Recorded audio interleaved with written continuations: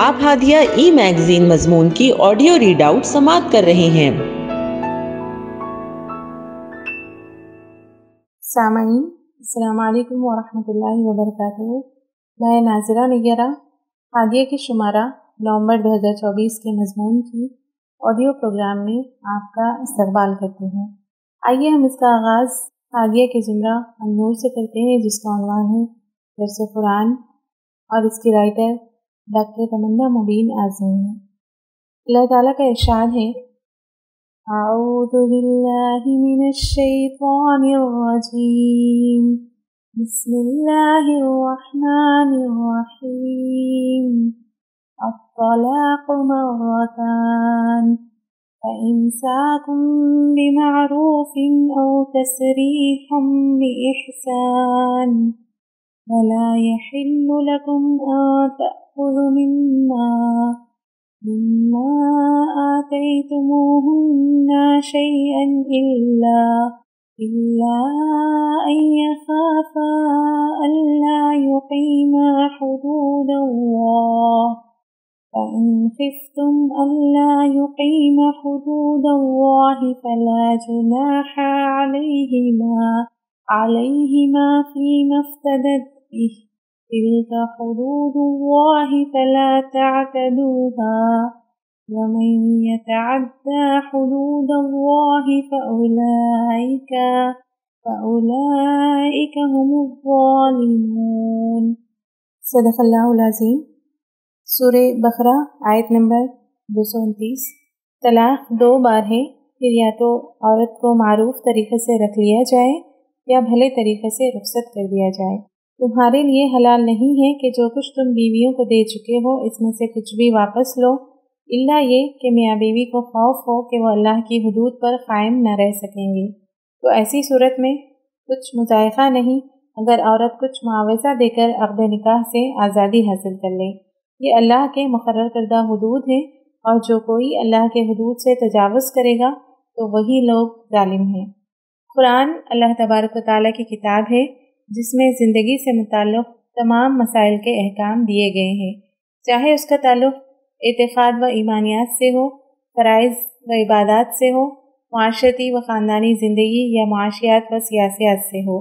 انسانوں کے لیے یہ کتاب ہدایت کی کتاب ہونے کے ساتھ ساتھ قانون کی کتاب کی حیثیت بھی رکھتی ہے، جس پر عمل سے ہی دنیا و آخرت کی کامیابی حاصل ہو سکتی ہے۔ پورے قرآن کریم میں نکاح و طلاق اور ازدواجی زندگی سے متعلق بہت سی رہنمائی اور احکام ملتے ہیں۔ مذکورہ آیات طلاق و خلا سے متعلق اہم ضابطے فراہم کرتی ہیں۔ موجودہ دور میں طلاق و خلا کا معاملہ بہت ہی افراد و تفرید کا شکار ہے۔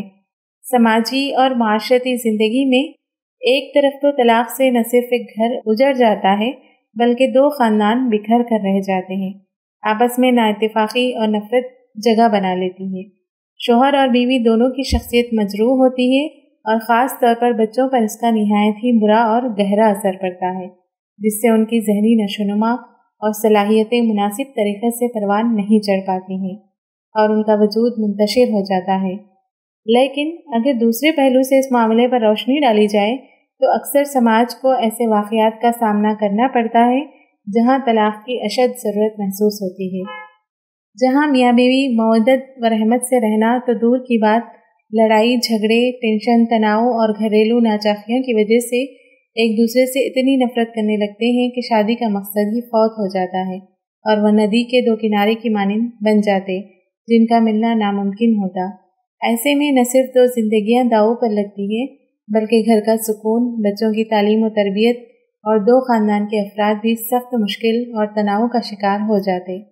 اسلام معاشرتی اور انفرادی زندگی میں طلاق کی ضرورت سے بخوبی واقف، اور اس کے نہ ہونے کی صورت میں سماج اور فرد کو جس عظیم نقصان کا سامنا کرنا پڑتا ہے اس سے بھی آگاہ تھا۔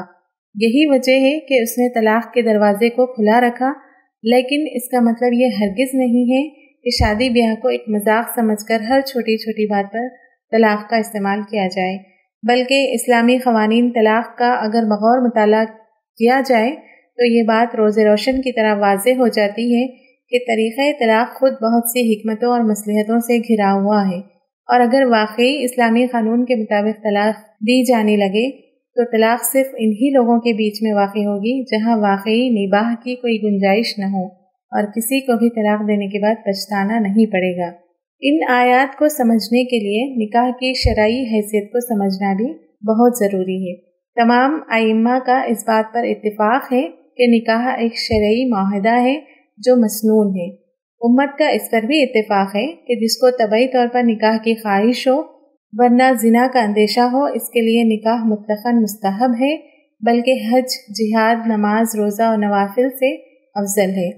نکاح چونکہ ایک معاہدہ ہے جسے ناگزیر حالات میں طلاق کے ذریعے ختم کرنے کی اسلام اجازت دیتا ہے، لیکن اسلام نے نکاح کی حیثیت عام معاہدات و معاملات سے بلند رکھی ہے اور اس پر بہت سی پابندیاں لگائی ہیں تاکہ یہ معاہدہ اور معاملہ عام معاملات و معاہدات کی طرح آزاد نہ ہو کہ جب چاہے جس سے چاہیں اس معاملے کو فسخ کر دیں اور کسی اور سے معاملہ کر لیں، بلکہ اس کے لیے ایک خاص حکیمانہ قانون بنایا جس کا بیان آیت مذکورہ میں کیا گیا ہے۔ قرآن کے مطابق نکاح دراصل زندگی بھر رفاقت کے نبھانے کا نام ہے۔ یہ وہ عہد ہے جس کو کرتے وقت، نبھاتے وقت اور توڑتے وقت سنجیدگی، ذہنی آمادگی اور سوچ و فکر کے بعد ہی فیصلہ کرنے میں حکمت و بھلائی مضمر ہے۔ یہ وہ فیصلہ ہے جس کو اگر مذاق میں بھی بول دیا تو وہ سنجیدگی میں لیے گئے فیصلے کے موافق ہی ہوگا۔ حضرت ابو ہریرہ رضی اللہ تعالیٰ عنہ روایت کرتے ہیں کہ رسول اکرم صلی اللہ علیہ وسلم نے فرمایا، 3 امور ایسے ہیں جو قصداً کیے جائیں یا ہنسی مذاق میں کیے جائیں وہ واقع ہو جاتے ہیں۔ نمبر 1 نکاح، نمبر 2 طلاق، نمبر 3 رجوع کرنا۔ اس ازدواجی بندھن کو بحسن خوبی نبھانے کے لیے اللہ تعالیٰ دونوں پر کچھ حقوق اور ذمہ داریاں عائد کرتا ہے اور انہیں پورا کرنے کا حکم دیتا ہے۔ ساتھ ہی وہ اس رشتے کو خوشدلی، وسعت قلبی، غلطیوں، خطاؤں اور خامیوں کو نظر انداز کرتے ہوئے نبھانے کی تاکید کرتا ہے۔ اسی طرح اللہ تبارک و تعالیٰ مردوں کو حکم دیتا ہے کہ وہ عورتوں کی کمزوریوں کو برداشت کریں۔ زندگی میں اکثر زوجین کے درمیان اختلاف ہوتا ہے، غصہ ہوتا ہے، لڑائی جھگڑا ہوتا ہے، لیکن ہر چیز کو وجہ بنا کر اس مقدس بندھن کو توڑنا اسلام کی شان کے منافی ہے۔ چنانچہ اللہ تعالیٰ حسن سلوک اور محبت کا رویہ اختیار کرنے کا حکم دیتا ہے۔ ان کے ساتھ بھلے طریقے سے زندگی بسر کرو، اگر وہ تمہیں ناپسند ہو تو ہو سکتا ہے کہ ایک چیز تمہیں پسند نہ ہو مگر اللہ نے اس میں بہت کچھ بھلائی رکھ دی ہو۔ سورہ نساء آیت نمبر 19۔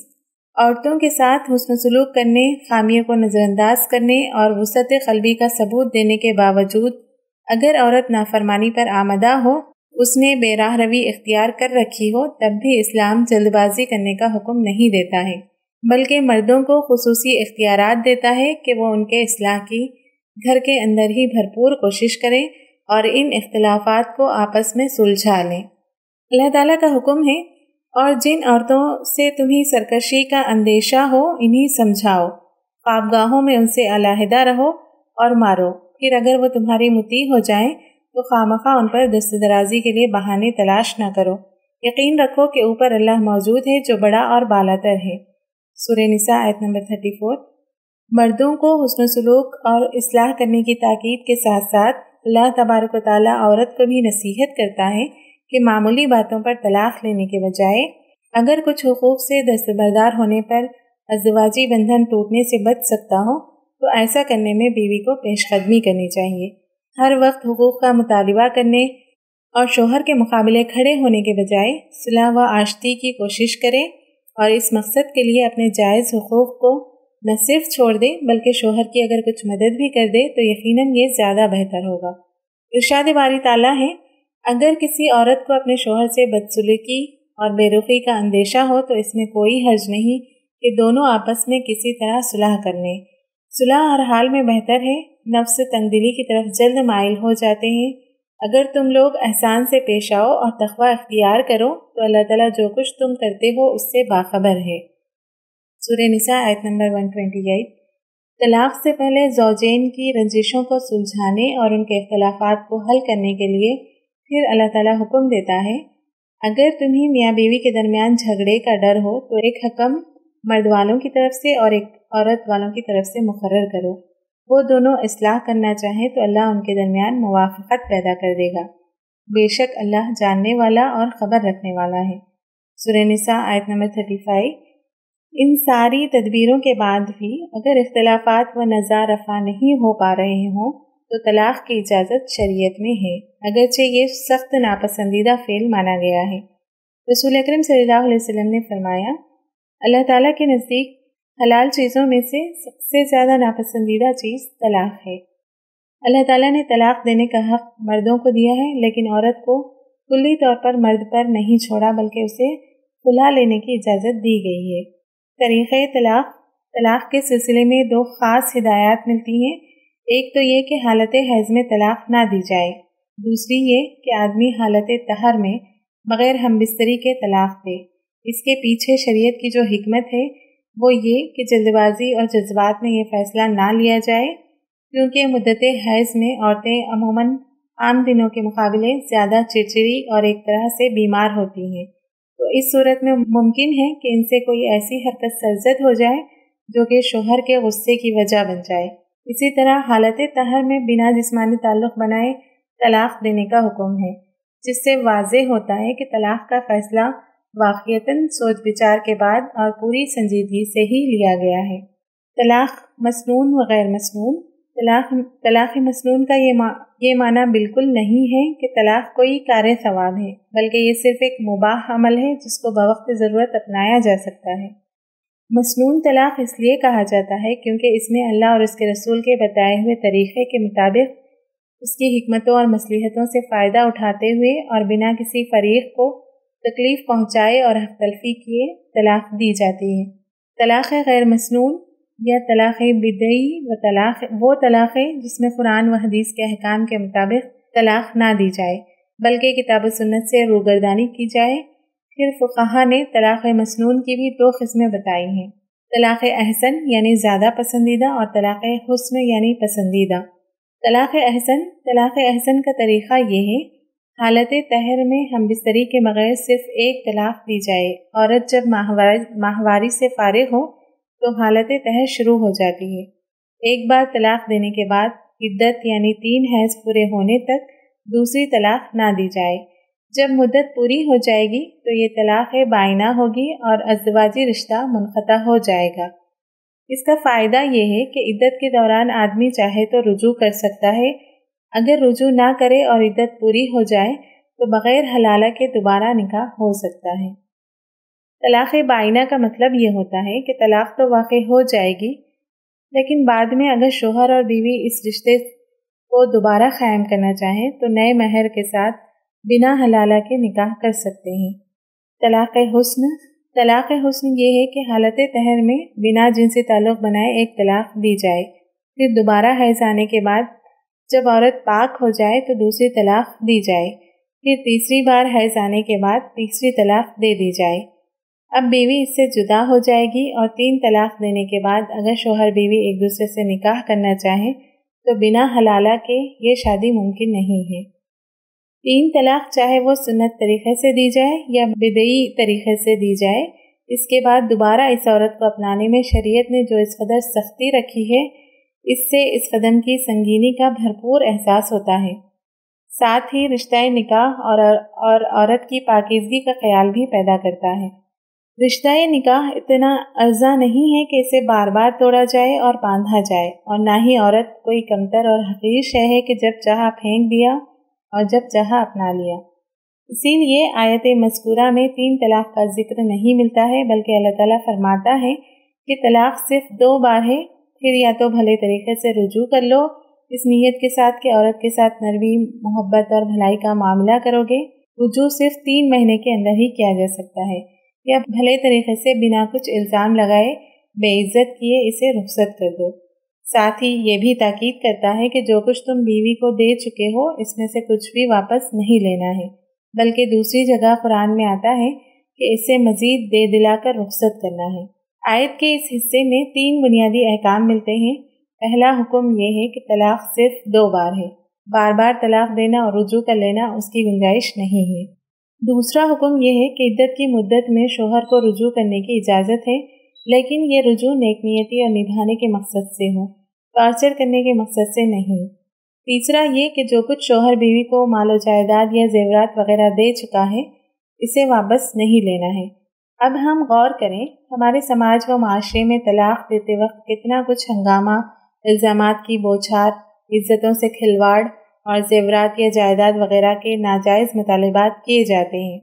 اس آیت کے دوسرے حصے میں خلا کے متعلق احکامات ہیں۔ پہلے جان لیتے ہیں کہ خلا کیا ہوتا ہے۔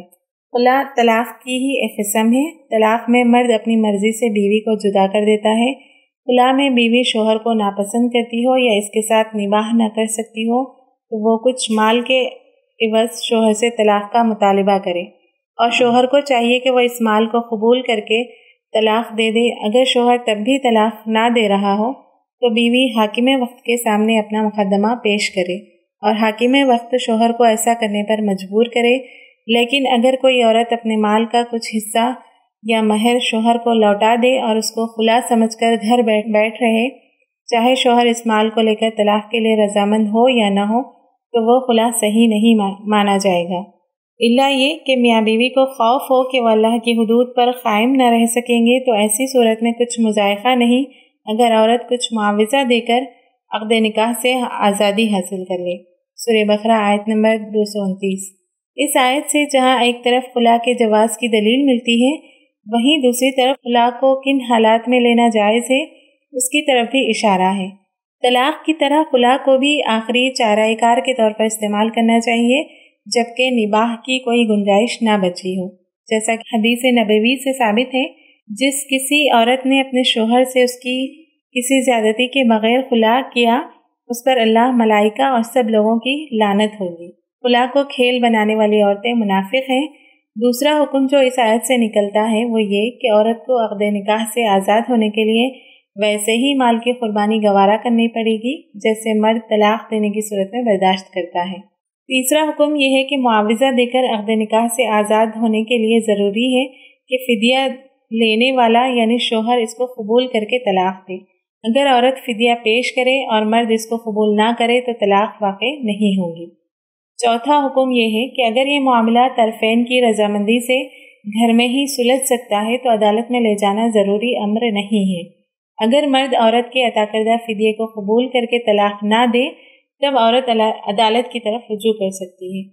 خلا کے سلسلے میں سب سے مشہور واقعہ ثابت بن قیس رضی اللہ تعالیٰ عنہ کی بیویوں کے خلا حاصل کرنے کا ہے۔ واقعہ کچھ ان الفاظ میں ان کی بیوی جمیلہ بن ابی بن سلول نے بارگاہ رسول میں پیش کیا: خدا کی قسم، میں دین یا اخلاق کی کسی خرابی کے سبب سے اس کو ناپسند نہیں کرتی بلکہ مجھے اس کی بدصورتی ناپسند ہے۔ خدا کی قسم، اگر خدا کا خوف نہ ہو تو جب وہ میرے پاس آیا تھا اس وقت میں اس کے منہ پر تھوک دیتی۔ میں اس کے دین اور اخلاق پر کوئی حرف نہیں رکھتی، مگر مجھے اسلام میں کفر کا خوف ہے۔ نبی کریم صلی اللہ علیہ وسلم نے یہ شکایت سنی اور فرمایا: جو باغ تجھ کو اس نے دیا تھا وہ تو واپس کر دے گی؟ انہوں نے عرض کیا: ہاں یا رسول اللہ۔ حضور صلی اللہ علیہ وسلم نے فرمایا: تو اس کا باغ واپس کر دے۔ پھر ثابت کو حکم دیا کہ باغ قبول کر لے اور طلاق دے دے۔ اس واقعے سے خلا کے سلسلے میں بہت سے احکام سامنے آتے ہیں۔ نمبر 1، اگر قاضی کو پورا اندازہ ہو جائے کہ بیوی شوہر کو سخت ناپسند کرتی ہے، چاہے وہ کسی معمولی بات ہی کی وجہ سے کیوں نہ ہو، چاہے ان معاملات ہی کی وجہ سے کیوں نہ ہو جس کو سدھارنا شوہر کے بس میں نہ ہو، لیکن اگر بیوی اس قدر اس سے نفرت کرنے لگی ہو کہ مقاصد شریعت کے فوت ہو جانے کا خطرہ ہو تو زبردستی پند و نصائح کے ذریعے روکنے کی کوشش نہیں کرنی چاہیے بلکہ خلا کرا دینی ہی چاہیے۔ نمبر 2، ان اسباب کا پتہ لگانا ضروری نہیں جن کی وجہ سے بیوی کے دل میں اس قدر سخت نفرت نے جگہ بنا لی ہے۔ دھیان صرف اس بات کا رکھا جائے گا کہ نفرت ہے یا ساتھ رہنے کی گنجائش موجود ہے۔ نمبر 3، اگر عورت کے خلا مانگنے پر شوہر راضی نہ ہو تو قاضی ایسا کرنے کا حکم دے گا، اور ظاہر ہے محکوم علیہ پر اس حکم کو بجا لانا ضروری ہے۔ اگر ایسا نہ ہوتا تو قاضی اور قضاء کی اہمیت ہی مفقود ہو جاتی۔ نمبر 4، خلا کا حکم نبی صلی اللہ علیہ وسلم کی تصریح کے مطابق ایک طلاق بائن کا ہے، یعنی اس کے بعد زمانہ عدت میں شوہر کو رجوع کا حق نہ ہوگا۔ ہاں، اگر عورت دوبارہ اس کے ساتھ نکاح کرنا چاہے تو کر سکتی ہے، کیونکہ یہ طلاق مغلظہ نہیں ہے جس کے بعد دوبارہ نکاح کرنے کے لیے حلالہ شرط ہو۔ نمبر 5، معاوضے کی تعین میں کوئی قید نہیں ہے، جتنے معاوضے پر زوجین راضی ہو جائیں، لیکن اللہ کے رسول صلی اللہ علیہ وسلم نے اس بات کو ناپسندیدہ فرمایا کہ شوہر اپنے دیے ہوئے مہر سے زیادہ مال لے۔ ان احکام کو بیان کرنے کے بعد اللہ تعالیٰ تنبیہ کر رہا ہے کہ یہ خود اللہ کے نافذ کردہ حدود ہیں، تو اس سے چھیڑ چھاڑ کرنے کی جرات بھی نہ کرنا، اور اگر کوئی اتنا نافرمان ہے جو اللہ کے قوانین کی جان بوجھ کر خلاف ورزی کرتا ہے تو وہی ظالم ہے۔ اللہ رب العزت ہمیں اپنے معاملات کو صحیح طور پر ادا کرنے کی توفیق عطا فرمائے، ہم کسی پر زیادتی اور ظلم کرنے والے نہ بنیں، دین کے احکام کی خلاف ورزی سے اللہ ہمیں محفوظ رکھے، آمین۔ ہادیہ مضمون کی آڈیو سماعت کرنے کے لیے شکریہ۔ امید ہے کہ آپ کو پسند آیا ہوگا۔ ہمیں آپ کے مشورے کا انتظار رہے گا۔ اپنا مشورہ، تبصرہ اور مضامین editor@hadia.in پر ارسال کریں، اور ہادیہ ای میگزین کے مضامین کو پڑھنے کے لیے ویب سائٹ www.hadia.in سبسکرائب کریں۔ انشاءاللہ ہم اگلے ہادیہ ای میگزین کے شمارے سے دلچسپ مضامین کی آڈیو لے کر حاضر ہوں گے۔ تب تک کے لیے اجازت، اللہ حافظ۔